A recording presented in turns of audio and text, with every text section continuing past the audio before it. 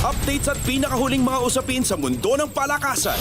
Atin ang pakinggan dito sa Ang Pilipinas Ngayon.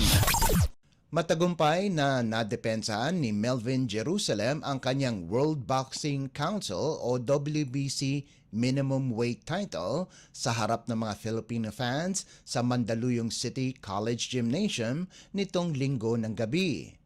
Ipinakita ng 30 anyos na si Jerusalem ang kanyang bilis at lakas para pataubin ang kalaban na si Luis Castillo ng Mexico sa unang round na naging sapat para madiktahan ang buong laban.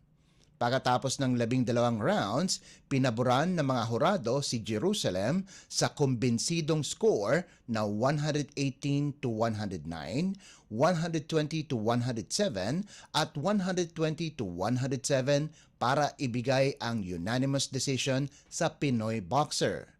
Sa matagumpay na pagdedepensa ng kanyang titulo, nakuha ng katutubong Bukidnon ang kanyang ika-23 panalo na may 3 talo, habang si Castillo naman ay nakuha ang kanyang unang talo na may 21 panalo.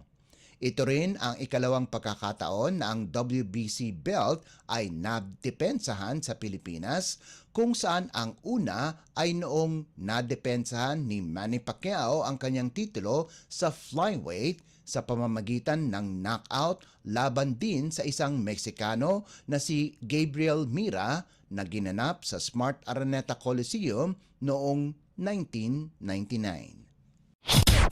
Updates at pinakahuling mga usapin sa mundo ng palakasan. Atin ang pakinggan dito sa Ang Pilipinas Ngayon. Hinahabol ng mga powerhouse teams na Magnolia at San Miguel ang oras para magdesisyon sa sitwasyon ng kanilang mga imports dahil malapit nang magsimula ang PBA Season 49 Governors Cup Playoffs.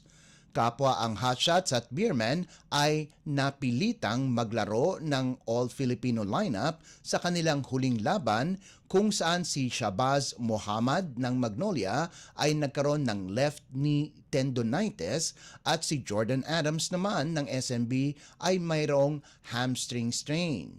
Nagawa namang manalo ng Magnolia laban sa Northport 110-94 para masiguro ang pwesto sa quarterfinals, habang hindi mapalad ang SMB kung saan natalo ito laban sa Blackwater 111-94 para mawala ang tsansa na kunin ang top seed sa Group B. Tinitignan ng coaches ng dalawang koponan ang lahat ng paraan para masolusyonan ang sitwasyon, kasama na ang pagpapalit ng imports. Hindi pa rin malinaw kung makakapaglaro si Muhammad sa huling laro ng Magnolia laban sa Converge o may kapalit na itong panibagong import, dahil importante ang laban na yon at doon madedetermina ang pwesto nila sa quarterfinals. Kahit si Adams ang unang pinili ng SMB, hindi na kaya ilagay ng Beermen ito sa injury reserve list at ibalik siya sa lineup dahil isang beses lamang pinapayagan ng PBA na gawin ng koponan ito. Ginawa na nila ito nitong nakalipas na linggo, kung saan pinasok nila si Sheldon Mack para sa pwesto ni Adams. Updates at pinakahuling mga usapin sa mundo ng palakasan. Atin ang pakinggan dito sa Ang Pilipinas Ngayon. Nakapasok sa hilera ng mga may panalo ang Arellano University sa NCAA Season 100 pagkatapos manalo laban sa San Sebastian College, Recoletos 87-73 sa larong ginanap sa PhilOil Eco Oil Center sa San Juan. Umasa ang Chiefs sa malakas na simula para kunin ang 32-20 na abante laban sa Golden Stags at mapanatili ang abante sa 51-43 sa pagtatapos ng first half. Nakapagrehistro ng career high si T-Mac Ongotan sa nagawa nitong 21 puntos, kasama pa ang 5 rebounds, 5 assists at 1 steal, habang nakalikom si Lawrence Capulong ng 12 puntos, 10 rebounds, 2 tapal at 1 steal para makuha ng Arellano ang kanilang unang panalo sa loob ng 5 laro. Nakagawa naman ng 14 na puntos si Nico Aguilar habang sina Harold Riccio at Paeng Are ay nagambag ng tig-11 puntos para sa Golden Stags na nakuha ang kanilang ikatlong sunod-sunod na pagkatalo para bumagsak sa 2-3 record.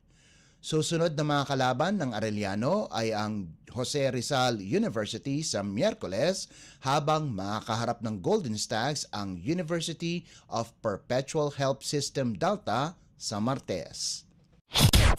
Updates at pinakahuling mga usapin sa mundo ng palakasan.